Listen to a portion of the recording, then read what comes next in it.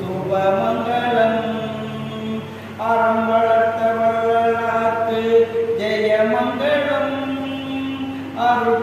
அருட்பெருஞ்சோதியான வள்ளலார்க்கு சுபமங்கலம் சன்மார்க்க சங்கம் அமைத்த வள்ளலார்க்கு ஜெயமங்கலம் நிசத்திய ஞான சபை நிறுவிய வள்ளலார்க்கு சுபமங்கலம் நித்திய தர்மசாலை நிறுவிய வள்ளலார்க்கு சுபமங்கலம் சித்தி வளாகம் அமைத்த வள்ளலார்க்கு சுபமங்கலம் வள்ளலார்